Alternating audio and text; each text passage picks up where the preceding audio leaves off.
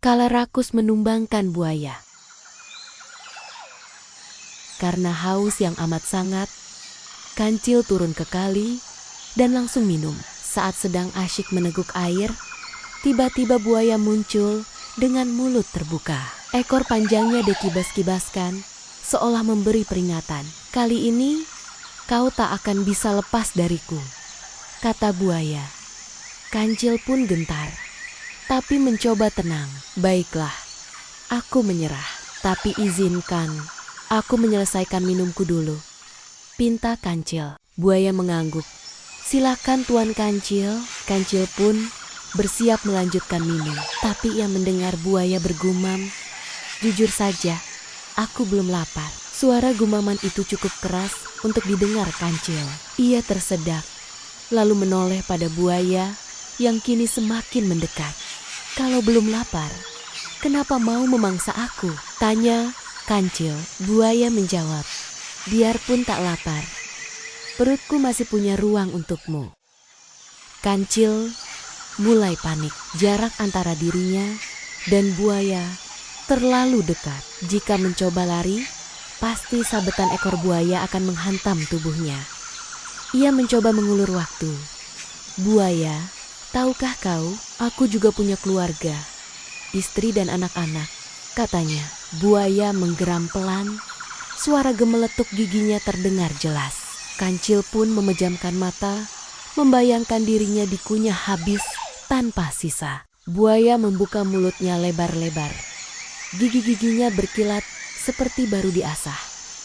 Apa maksudmu dengan punya istri dan anak? Tanyanya. Kancil hanya berkumur, lalu menyemburkan air ke arah buaya seolah mengejek. Buaya tersinggung. Kancil pun pura-pura kikuk. Maaf, tidak sengaja, katanya. Ia pun melanjutkan, kami sudah sepakat. Jika salah satu harus mati, lebih baik kami mati bersama. Buaya mulai kesal karena Kancil terlalu banyak bicara. Jadi apa maksudmu? Hardiknya. Kancil menjawab perlahan, kalau aku harus mati, maka istri dan anakku juga harus mati bersamaku. Buaya mendengarkan dengan penuh minat. Ia mulai membayangkan 3 ekor kancil sekaligus sebagai santapannya. Air liur pun mulai menetes dari mulutnya. Buaya tampak sangat senang. Ia berkata, kalau begitu, mari kita jemput mereka. Kancil berpura-pura terkejut. Jadi kau ingin memangsa aku dan keluargaku? Buaya bingung. Bukankah itu katamu? Kancil pun menunduk sedih. Aku hanya berharap belas kasihanmu. Tapi buaya tertawa keras. Kau pikir aku peduli bangsa Kancil punah? Tidak. Yang penting kau sudah di depan mulutku. Kancil bertanya, jadi aku harus menjemput keluargaku sekarang? Buaya menjawab, tentu saja tidak sendiri. Aku akan mengawalmu.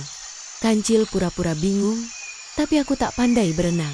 Buaya menyeringai, naik saja ke punggungku, katakan arah rumahmu. Kancil pura-pura ragu, lalu meloncat ke punggung buaya. Buaya tidak merasa ada beban berarti. Sudah, tanyanya. Sudah, jawab Kancil sambil meringis. Kulit buaya terasa tajam dan melukai kakinya. Tapi Kancil berusaha mencari posisi duduk nyaman. Ke depan, katanya.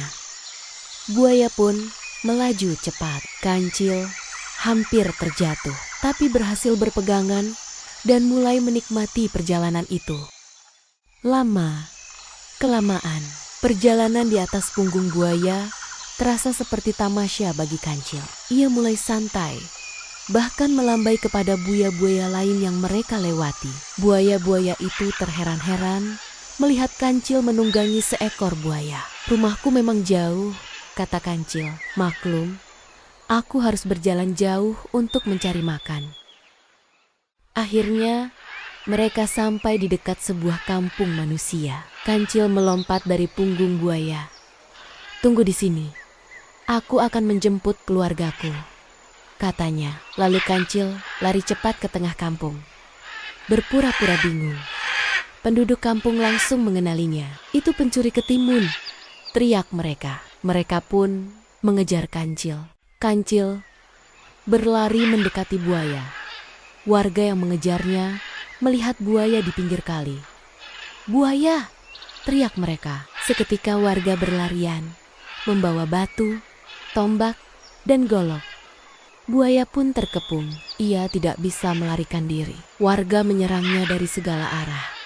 Hingga akhirnya buaya tak berkutik dan mati di tempat.